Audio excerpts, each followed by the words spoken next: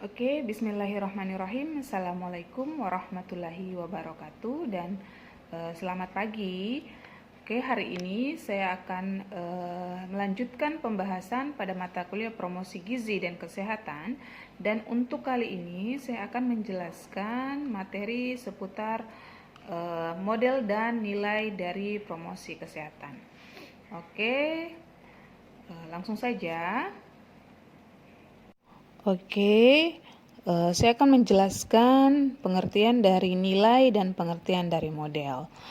Nilai adalah alat yang menunjukkan alasan dasar, di mana nilai ini memuat elemen pertimbangan yang membawa ide-ide seorang individu mengenai hal-hal yang benar, baik, atau yang diinginkannya. Sedangkan model adalah sesuatu yang bisa dijadikan panutan atau contoh dalam berperilaku, ataupun dalam bercita-cita, atau contoh dalam menentukan tujuan hidup yang akan dicapai individu atau kelompok. Nah, dalam penjelasan saya nanti kita akan meningkatkan model dan promosi kesehatan, dimulai dari peningkatan juga suatu kerangka kerja atau kerangka pikir dalam mempengaruhi orang lain terkait tentang kaidah-kaidah kesehatan.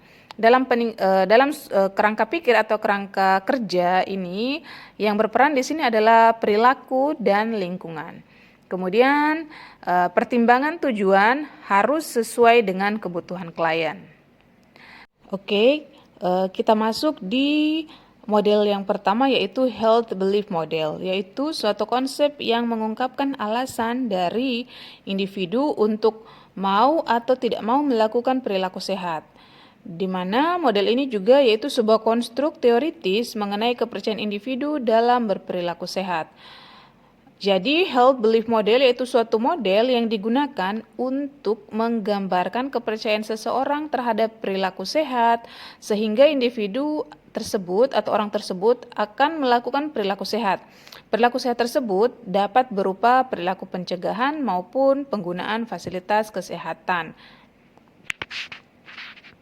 Kemudian berdasarkan tampilan slide bagan berikut ini menunjukkan bahwa health belief model itu terjadi dimulai dari adanya kemungkinan tindakan pencegahan. Dari tindakan pencegahan ini akan mengarahkan ke menjadi sebuah keyakinan atau penilaian terhadap kesehatan itu.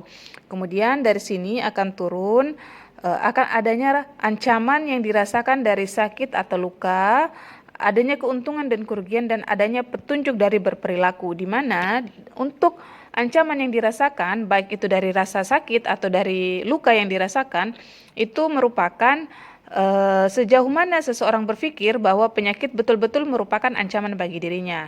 Jadi jika dia sudah merasa penyakit itu menjadi ancaman atau rasa luka yang dia derita merupakan ancaman, dari situlah akan tercipta teori pola pikir health belief model.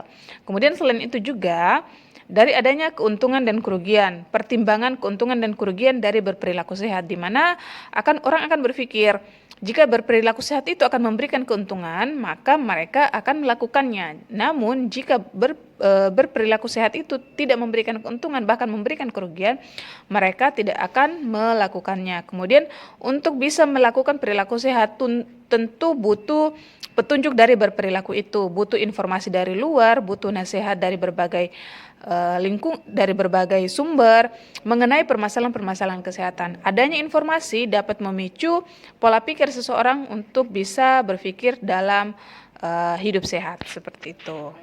Kemudian penerapan dari teori HBM atau Health Belief Model, yaitu di mana dari teori health belief model ini akan terciptalah suatu perilaku pencegahan. Misalnya orang akan melakukan check up, melakukan screening, bahkan melakukan imunisasi karena mereka menganggap sehat itu penting.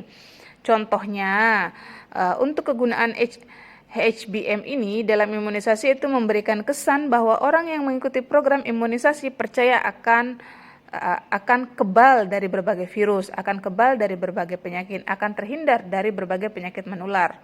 Kemudian dari tindakan ini kemungkinan terjadinya penyakit tinggi itu atau ketidakkekebalan itu rendah, karena dia sudah percaya bahwa dengan mengikuti imunisasi tadi kekebalannya akan terbentuk.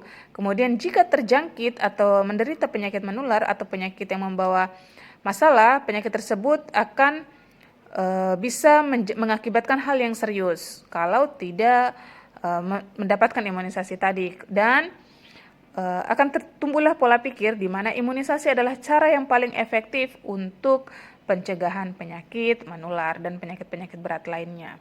Seperti itu. Kemudian kita masuk di teori yang kedua, yaitu Trans-theoretical model, yaitu adalah model teori perubahan perilaku, di mana ini merupakan dasar untuk mengembangkan intervensi yang efektif untuk mempromosikan perubahan perilaku kesehatan seseorang. Di mana untuk terjadinya teori ini berfokus pada pengambilan keputusan individu. Dan model trans-theoretical ini adalah model perubahan perilaku yang disengaja. Jadi model ini adalah perubahan perilaku seseorang dalam hal perilaku kesehatan yang disebabkan oleh beberapa faktor, dan ini merupakan keputusan dari individu itu sendiri, dan penyebabnya itu berbagai macam. Penyebab dari luar maupun dari dalam. Nah, tahap perubahan yang terjadi dalam teori trans-theoretical ini yaitu pertama, seseorang tidak peduli melakukan aksi terhadap masa depan yang diperkirakannya, di mana dia kurang tahu konsekuensi yang akan terjadi terhadap suatu perilaku, atau mungkin dia sudah mencoba tapi patah semangat. Kemudian pada masa ini merupakan tahap pra-perenungan atau pre-contemplation. Kemudian pada tahap ini dia akan masuk ke tahap perenungannya. Tahap perenungan itu yaitu sudah peduli dan berniat untuk mengubah perilakunya. Kemudian masuk di tahap persiapan atau preparation, yaitu berniat untuk mengambil tindakan. Saat sudah masuk di persiapan akan masuk di aksi, yaitu tahap di mana orang telah membuat modifikasi khusus dalam gaya hidup mereka. Kemudian masuk di tahap pemeliharaan atau maintenance, yaitu mempertahankan aksi yang sudah dilakukan. Seperti itu. Jika ada yang ditanyakan pada dua model yang sudah saya jelaskan tadi, silakan dimasukkan di kolom komentar pada adlink masing-masing dan akan saya jelaskan satu-satu. Terima kasih. Assalamualaikum warahmatullahi wabarakatuh.